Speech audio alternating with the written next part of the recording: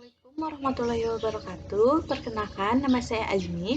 Pada hari ini kami dari kelompok 4 akan membahas buku mengenai Planning and Building Learning chapter 1 dan 2. Kelompok 4 sendiri beranggotakan Nelly Ardiani, Parisia Neki Rizky Fauzia Rohman, Inggit Permatasari, Azmi Chairunisa Alfianti, dan Muhammad Renali Aulia. Pada bab 1 ada 6 pokok bahasan. Yang pertama, memantik peserta didik. Yang kedua, kegiatan ice breaking. Yang ketiga, persetujuan peraturan mendasar dengan peserta didik. Yang keempat, kualifikasi mengajar di sektor belajar lifelong. Yang kelima, inti minimum. Yang keenam, institute for learning. Yang pada bab 2 ada 5 pokok bahasan. Yang pertama, pembelajaran inklusif. Yang kedua, perencanaan dan perancangan pembelajaran. Yang ketiga, merancang skema kerja. Yang keempat, merancang dan mengadaptasi rencana sesi. Yang kelima, mempelajari ketidakmampuan dan kesulitan. Pada bab 1, pendahuluan buku Planning and Building Learning in the Lifelong Learning Sector atau merencanakan dan menerapkan pembelajaran di sektor pembelajaran seumur hidup yang ditulis oleh Anna Gravel dan Susan Simpson yang dirilis pada tahun 2008.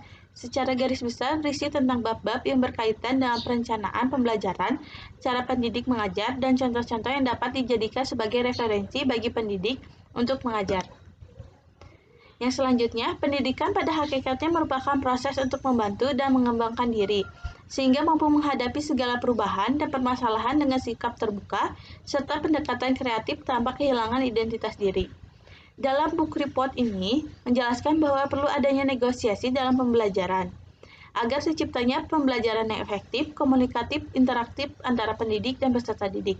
Untuk mencapai tujuan pembelajaran, pendidik harus memiliki kemampuan adaptasi dan komunikasi yang baik. Selain pembelajaran negosiasi, pada buku ini juga dijelaskan mengenai perencanaan pembelajaran inklusif. Perencanaan pembelajaran inklusif sangat penting untuk diterapkan, melihat keurgensiannya menyinggung terhadap kesetaraan dan berbagai bentuk nyata dari education for all yang memiliki makna bahwa pendidikan berlaku untuk semua orang, pendidikan dapat diakses oleh siapapun tanpa terkecuali. Mungkin sekian yang bisa saya sampaikan. Mohon maaf bila ada kesalahan. Terima kasih. Wassalamualaikum warahmatullahi wabarakatuh. Assalamualaikum warahmatullahi wabarakatuh. Di sini saya Nelly Ardiani akan menjelaskan mengenai isi dari buku Planning and Enabling Learning pada bagian bab 1 mengenai negosiasi belajar. Nah, dalam buku Planning and Enabling Learning ini dijelaskan mengenai negosiasi belajar. Maksud dari negosiasi belajar ini adalah pemberian informasi yang akan menetapkan program dan kegiatan pembelajaran yang akan diberikan oleh guru kepada peserta didik. Nah, dalam negosiasi belajar ini akhirnya akan mencapai pada titik di mana guru dan peserta didik setuju dengan program, bagaimana kegiatan pembelajarannya, bagaimana proses penilaiannya, dan evaluasi yang dilakukannya itu akan seperti apa. Nah, dalam bab 1 ini kan mengenai negosiasi belajar, dijelaskan beberapa subbahasan. Yang pertama adalah memantik peserta didik. Nah, maksud dari memantik peserta didik ini kan biasanya di awal proses orientasi guru akan membutuhkan waktu yang cukup lama, tidak langsung ke proses pembelajaran, tapi guru akan memberikan informasi mengenai sekolah, memperkenalkan program pembelajaran. Nah, dalam orientasi ini, guru ini harus memberikan informasi mengenai sarana dan prasarana sekolah, orientasi tim staf sekolah kepada peserta didik, lalu program pembelajaran, komitmen waktu dan jadwal kelas, penilaian, yaitu terdiri dari penilaian awal, penilaian formatif seluruh program, dan penilaian sumatif di akhir program. Nah, lalu mengenai tanggal sasaran pertemuan dan tanggal waktu libur. Tujuan dari memantik peserta didik di awal program pembelajaran ini adalah untuk mengembangkan kebiasaan belajar mandiri peserta didik, memberikan pengetahuan dan petunjuk bimbingan guru kepada peserta didik, Hal ini agar terciptanya pembelajaran yang efektif, kreatif, dan interaktif antara pendidik dan peserta didik. Lalu subbahasan yang kedua adalah ice breaking. Nah, kegiatan ice breaking ini untuk memperkenalkan program topik baru dan menambah energi bagi peserta didik. Selain itu, kegiatan ini juga untuk mengenal satu sama lain dengan teman-teman yang lain. Nah, dalam buku ini juga dijelaskan bahwa dalam sesi orientasi ini, kegiatan ice breaking ini sangat penting untuk menghilangkan ketidaknyamanan peserta didik sehingga dapat mengatur suasana yang positif bagi interaksi peserta didik dan mendorong minat dan belajar. Nah, hal-hal yang harus diperhatikan dalam melakukan kegiatan ice breaking ini, yang pertama adalah ukuran grup, yang kedua tujuan, yang ketiga persiapan yang diperlukan, yang keempat bahan, dan yang kelima waktu. Terima kasih. Assalamualaikum warahmatullahi wabarakatuh. Selanjutnya saya akan menjelaskan tentang persetujuan peraturan mendasar dengan peserta didik. Peraturan dasar adalah aturan yang harus disepakati oleh dan diikuti oleh semua peserta didik dalam kelompok Anda, melibatkan peserta didik dalam memproses mendorong mereka untuk mengambil tanggung jawab dan kepemilikan bagi belajar learning. Mereka sendiri akan belajar terbaik di suatu lingkungan di mana mereka dapat berpartisipasi, menyuarakan pendapat mereka, mengajukan pertanyaan, dan melibatkan aktivitas dalam menentukan bagaimana mereka akan belajar. Nah, selanjutnya ada kualifikasi mengajar di sektor belajar life along. Nah, ada 3 sektor kualifikasi mengajar. Yang pertama, ada bersiap untuk ajarkan di sektor belajar life along atau PTLLS. Yang kedua, ada sertifikat dalam pengajar di sektor belajar life along atau CTLLS. Dan yang ketiga, diploma pengajaran di sektor belajar life along di TLLS. Nah, semua guru baru, baik dalam peran asosiasi atau peran guru penuh, harus bersiap untuk harus mengajar di lifelong learning sector atau PTLLS di awal karir mereka. Nah, hal ini sebagai penghargaan distrik atau tertanam dalam sertifikat atau diploma mengajar di kualifikasi sektor lifelong learning. Nah, selanjutnya ada inti minimum. Semua guru harus memiliki pengetahuan dan pemahaman tentang literasi bahasa, berhitung, dan teknologi informasi dalam komunikasi. Nah, keterampilan ini dikenal sebagai inti minimum dan diintegrasikan dalam perencanaan dan mengaktifkan unit belajar dari kualifikasi, sertifikat, dan diploma.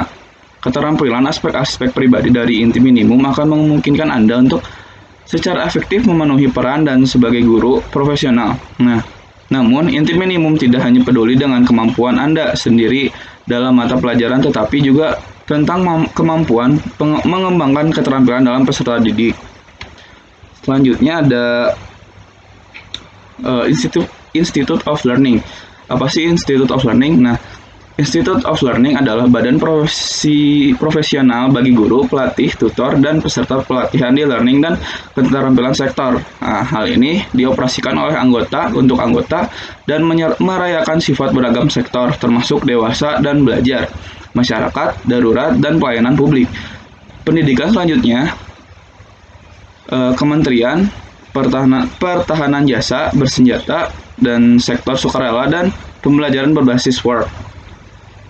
Di bawah peraturan 2007, IFL menyediakan mekanisme yang guru mendaftar dan maju yang berlisensi praktis. Setelah kualifikasi mengajar yang relevan telah diperoleh, guru akan melakukan induksi tahun yang dikenal sebagai pembentukan profesionalisme sebelum mendapat lisensi mereka untuk praktek. Nah, ini akan menjadi wajib bagi semua guru untuk mendaftar ke IFL dan mengikuti kode praktek profesional bekerja sama dalam proses disiplin yang terkait dengan kode mendefinisikan perilaku profesional yang dalam kepentingan umum. IFL mengharapkan anggota di seluruh keanggotaan mereka dan karir profesional.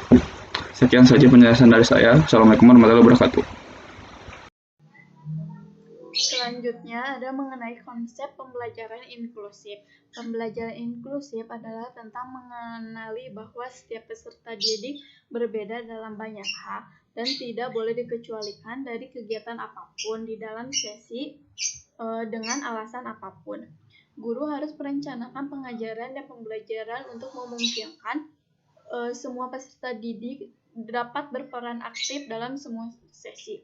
Dan pada akhir program mereka dapat mencapai tujuan pembelajarannya. Di dalam buku ini juga dijelaskan bahwa pendidikan berlaku untuk semua anak tanpa terkecuali. Pribadi peserta didik pasti berbeda-beda. Disinilah tantangan bagi guru untuk memilih gaya pembelajaran yang sesuai dengan kebutuhan siswa agar seluruh siswa ini dapat terlibat aktif dalam proses pembelajaran. Selanjutnya ada perencanaan dan perancangan pembelajaran. Agar pengajaran dan pembelajaran menjadi efektif, setidaknya guru harus merancang, memfasilitasi, menilai, mengevaluasi, mengidentifikasi kebutuhan dan perencanaan. Di dalam buku ini juga dijelaskan untuk mewujudkan itu maka diperlukan langkah-langkah sebagai berikut. Yang pertama ada identifikasi. Identifikasi ini guru melakukan observasi untuk menemukan siswa atau anak yang memiliki kemampuan di atas rata-rata. Yang kedua ada assessment, dilakukan untuk mengetahui secara khusus materi pelajaran mana saja yang sudah dikuasai atau materi yang belum dikuasai. Yang ketiga ada diferensiasi kurikulum, dapat meliputi isi, konten, proses, dan produk. Yang keempat ada pemilihan strategi belajar yang meliputi pemilihan materi, metode, penataan lingkungan, evaluasi yang berkaitan dengan materi, dan pengembangan materi dapat mengikuti tahapan taksonomi Bloom. Selanjutnya ada skema kerja. Skema kerja ini yang pertama ada informasi program, isinya ada tanggal, waktu, durasi sesi atau tempat. Kedua, tujuan dan sasaran atau hasil pembelajaran atau kompetensi yang dipecah menjadi sesi yang dikelola oleh guru. Yang ketiga ada kegiatan dan sumber daya. Yang keempat, peluang penilaian dan evaluasi. Dasar pemikiran akan membantu Anda sebagai guru saat merencanakan skema kerja. Gunakan metode 5W 1H, yaitu siapa, apa, kapan, di mana, mengapa, dan bagaimana. Pembelajaran efektif harus mencakup semua tingkatan dari masing-masing domain jika relevan dan subjek, situasi, dan pelajar. Adapun perencanaan pembelajaran yaitu rancangan pembelajaran harus meliputi proses penyusunan materi pelajaran, pemilihan penggunaan media pembelajaran, menggunakan metode pembelajaran dan penilaiannya dalam suatu alokasi yang akan dilaksanakan untuk mencapai tujuan yang semula sudah ditentukan. Assalamualaikum warahmatullahi wabarakatuh. Selanjutnya saya akan menjelaskan mengenai merencanakan dan mengadaptasikan sesi. Rencana sesi atau rencana pembelajaran untuk setiap tema pembahasan atau yang kita kenal sebagai RPP, rencana pelaksanaan pembelajaran, menurut buku ini memberikan gambaran yang lebih detail dibandingkan dengan skema kerja yang telah dijelaskan sebelumnya. Kegiatan merancang rencana sesi ini awalnya akan memakan waktu bagi pendidik, namun akan terasa mudah apabila terus ditekuni. Karena pada dasarnya rencana sesi ini memberikan manfaat bagi pendidik, salah satunya dapat dijadikan sebagai alat kontrol diri selama proses pengajaran berlangsung, karena pendidik telah mengetahui langkah-langkah apa saja harus ia lakukan dan dapat dijadikan sebagai alat evaluasi pembelajaran. Selanjutnya, rencana sesi perlu mencakup beberapa hal, diantaranya tujuan dan sasaran atau hasil pembelajaran. Menurut buku ini, rencana sesi harus berlandaskan pada tujuan agar pembelajaran dapat diatur dalam konteks yang realistik dalam mencapai program dan kualifikasi yang telah ditentukan. Selanjutnya, konteks tema setiap pertemuan, misalnya referensi ke silabus, ini berkaitan dengan materi yang akan disampaikan kepada peserta didik harus sesuai dengan silabus dan kurikulum yang telah direncanakan. Selanjutnya, identifikasi keterampilan yang akan tertanam selama mengajar. Ini berkaitan dengan keterampilan dasar mengajar guru. Di antaranya ada keterampilan membuka dan menutup pembelajaran, keterampilan bertanya, keterampilan memberikan reinforcement, keterampilan mengadakan variasi, dan lain sebagainya. Lalu ada sumber daya yang dibutuhkan. Sumber daya pembelajaran ini diantaranya ada pendidik tentunya, lalu materi, metode, alat pembelajaran, lingkungan pembelajaran, serta operator sebagai pendukung proses pembelajaran. Selanjutnya ada kegiatan belajar mengajar dengan alokasi waktu yang harus fleksibel. Lalu metode penilaian. Nah, dalam pembelajaran inklusif ini metode penilaian harus didasarkan pada kebutuhan peserta didik. Selanjutnya ada evaluasi diri. Ini dilakukan oleh pendidik sebagai bentuk refleksi terhadap proses pembelajaran yang telah dilakukan dan untuk melihat hasil belajar peserta didik. Selanjutnya, mempelajari ketidakmampuan dan kesulitan. Guru harus mampu menganalisis dan mengidentifikasi segala kebutuhan dan hambatan yang dialami oleh peserta didik.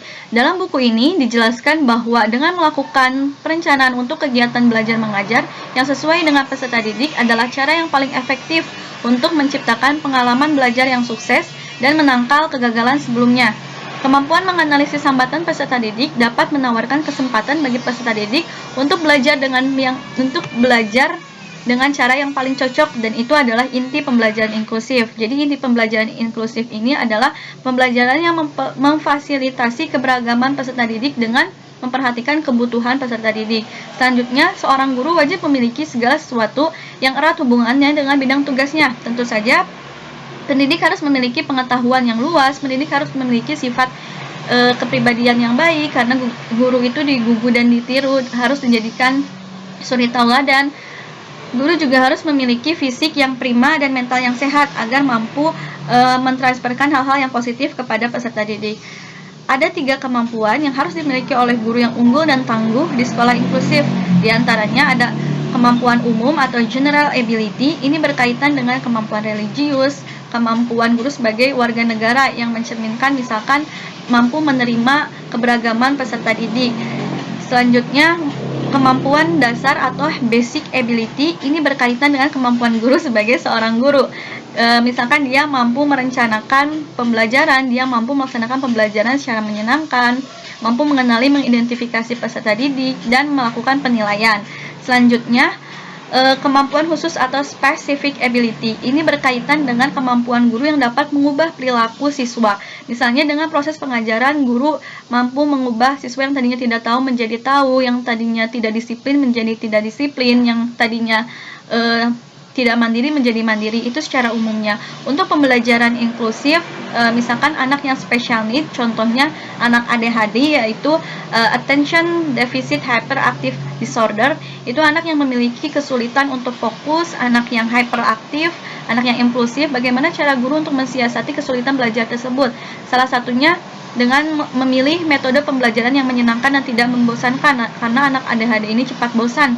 Lalu dengan melakukan pengelolaan kelas dengan mengatur tempat duduk. Misalkan anak yang ADHD ini dihindari tempat duduknya, dijauhkan dengan jendela, pintu, atau tidak ditempatkan di belakang karena dapat mengganggu konsentrasi anak yang lainnya. Jadi ditempatkan di bangku yang paling depan agar pendidik mudah menjangkaunya. Contoh lainnya misalkan anak yang disleksia, dia yang memiliki kesulitan mengeja dan membaca. Siasat yang dapat dilakukan oleh guru salah satunya memilih metode pembelajaran multisensori yang melibatkan panca indera, penglihatan, perabaan, pendengaran dalam pembelajaran, sehingga mampu membantu mengatasi kesulitan belajar. Secara umum, kesulitan belajar ini tentunya bukan hanya tanggung jawab seorang guru, perlu sinergitas antara kepala sekolah, guru, orang tua, helper yang ditugaskan untuk membantu peserta didik dalam memenuhi tujuan belajarnya. Nah, sekian presentasi dari kelompok kami. Mohon maaf apabila terjadi banyak kesalahan. Terima kasih atas perhatiannya. Wassalamualaikum warahmatullahi wabarakatuh.